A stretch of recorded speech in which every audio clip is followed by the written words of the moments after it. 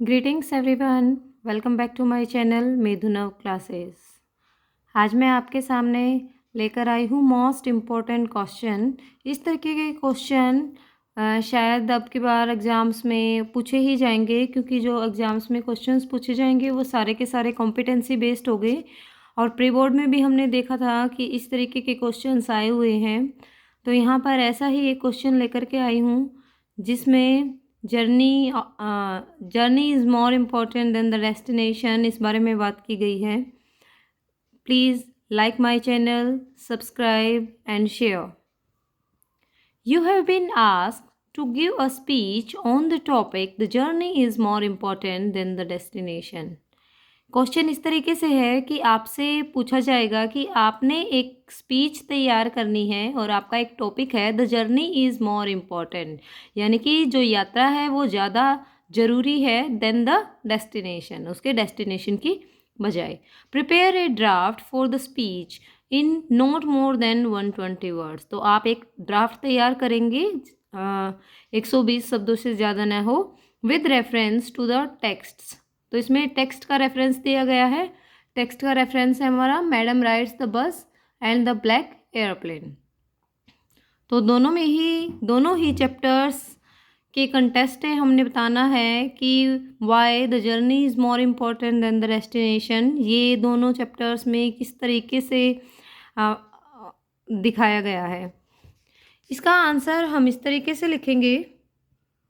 जब भी हमें कोई स्पीच तैयार करनी होती है तो सबसे पहले हमारा एड्रेसिंग होगा, जैसे good morning everyone, today I would like to talk to you about how the journey that we experience in our life are often more important than their destinations.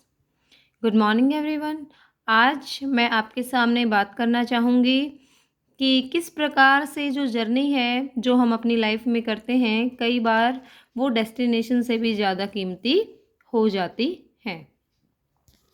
In this way the story rides the bus. The protagonist Wally, an 8-year-old girl, gets involved into unusual experiences while doing her activities. जो हमारी story है madam rides the bus, उसमें जो protagonist है उसका नाम है वली।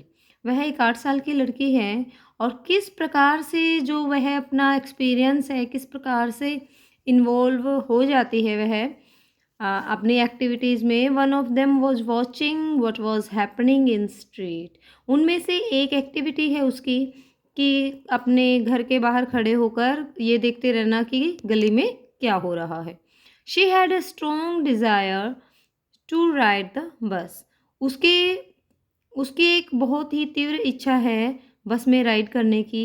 दो she enjoyed every single board और site, all of a sudden her excitement turns into sadness seeing a young cow lying dead on the road.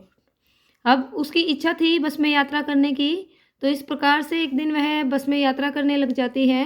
दो यद्यपि she enjoyed very single board और साइट, वह रास्ते में आने वाले किसी भी बोर्ड को, किसी भी साइट को बहुत ही इंजॉय करती है और बहुत ज़्यादा एक्साइट हो जाती है, लेकिन अचानक से उसकी एक्साइटमेंट है वह सैडनेस में टर्न हो जाती है। After seeing a young cow, एक यंग काउ है उसको देख करके lying dead on the road, जो कि रोड पर पड़ी हुई है, क्योंकि मरी पड़ी हुई है। क्योंकि वह जब जा रही होती है, तो आपने भी चैप्टर में रीड किया होगा कि जब वह अपने डेस्टिनेशन के लिए वहाँ पहुँचने ही वाली थी तो एक काऊ उसकी बस के साथ साथ भागे जा रही थी। तो लेकिन जब उसकी रिटर्न जर्नी होती है तो वह काऊ वह मरी हुई देखती है और इस प्रकार से वह पूरी सैड हो जाती है। For her the journey was important and not the destination. उसके लिए जर्नी बहुत ही इम्पॉर्टेंट थी, उसके लिए डेस्टिनेशन इम्पॉर्टेंट नहीं था। अनलाइक वल्ली की तरह ही for the pilot in the black aeroplane के जो पायलट है उसके साथ उसके लिए क्या था, the journey was not important as he was under the effect of an overwhelming desire to be reunited with his family. उसके लिए भी जर्नी बहुत ज़्यादा इम्पॉर्टेंट नहीं थी, क्योंकि बस एक इच्छा थी उसके अंदर कि वह अपने परिवार से मिलेगा। Hence the significance of the destination, बस डेस्टिनेशन की उसके मन में सिर्फ इतनी सी ही सिग्निफिकेंस थी।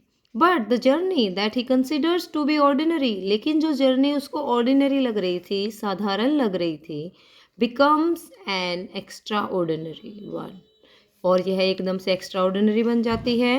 As the existence of black aeroplane creates a mystery in his mind for the rest of his life, क्योंकि जो ब्लैक एरोप्लेन की मिस्ट्री है वो उसकी लाइफ में हमेशा के लिए ही एक छाप छोड़ जाती है, एक रहस्य बनाए रखती है। To conclude I would like to say that both of these journeys are important. Conclusion के तौर पर मैं कह सकती हूँ कि दोनों की दोनों जर्नी बहुत ही इम्पॉर्टेंट थी। These journeys provide some unforgettable moments that enables growth of the character facing the challenges of the way. These journeys provide some unforgettable moments. ये जो journeys हैं ये बिना भूले जाने वाले कुछ ऐसे मोमेंट हमारे जीवन में प्रोवाइड कर दिए हैं that enables growth of the character, जिससे कैरेक्टर की ग्रोथ होती है। Facing the challenges on the way, जिसने अपने रास्ते में चैलेंजेस को फेस किया है। इस प्रकार हम देखते हैं कि इस चैप्टर में जो हमारा क्वेश्चन पूछा गया था कि how the journey is more important than the destination, तो राइटर ने आपने इसको बहुत ही अच्छे से आंसर किया है। और अगर पेपर में कुछ भी इस तरीके से आ जाता है, स्पीच ड्राफ्ट बनाना आ जाता है, स्पीच आ जाती है, तो आप इसी तरीके से स्टार्टिंग करेंगे और कंप्लीट करेंगे, और लास्ट में आप चाहें तो थैंक यू भी लिख सकते हैं। So it's done, okay bye.